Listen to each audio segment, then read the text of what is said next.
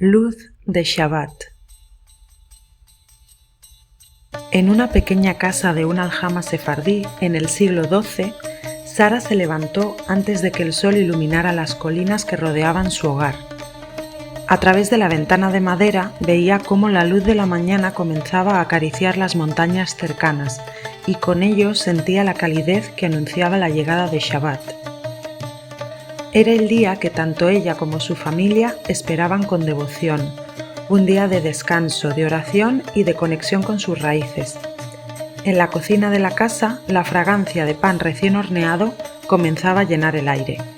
Sara había moldeado la masa la noche anterior y ahora, como su madre y su abuela antes que ella, formaba los panes de jalá con manos expertas, dándoles la forma perfecta mientras murmuraba bendiciones en voz baja. En el fuego de la chimenea, las sopas y guisos comenzaban a cocerse a fuego lento. Los olores de la comida típica sefardí, berenjenas rellenas, cordero especiado y ensalada fresca de aceitunas y cebollas, se mezclaban con el aire frío de la mañana. Cada ingrediente era un recuerdo de generaciones pasadas, de una tradición que había viajado con ella a través de los tiempos y las tierras.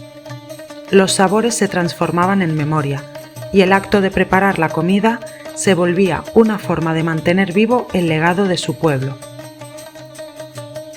Sara sentía en su corazón la fuerza de la herencia sefardí, una herencia que atravesaba las generaciones, uniendo a su familia con la tierra, la fe y la historia. Mientras ponía la mesa, colocaba cuidadosamente las velas encendidas, y el cálido resplandor iba llenando el pequeño salón con una luz suave y acogedora. Sabía que era un momento especial, un tiempo que unía no solo a su familia, sino también a todos los judíos de la diáspora, aquellos que, como ella, se aferraban a sus costumbres, a su fe y a la alegría que encontraba en cada detalle de la preparación del Shabbat. Cuando finalmente se sentaron alrededor de la mesa, Sara miró a sus hijos, a su esposo y a sus padres.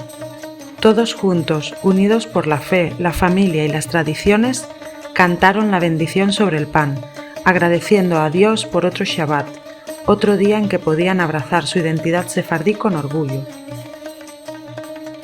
El sonido de las voces se unió a la melodía del río cercano, y en ese instante Sara se sintió en paz, consciente de que cada Shabbat que celebraban era un homenaje a los ancestros, a la tierra que los había visto nacer y a la vida que continuaba fluyendo con la misma fuerza que el río que recorría su ciudad.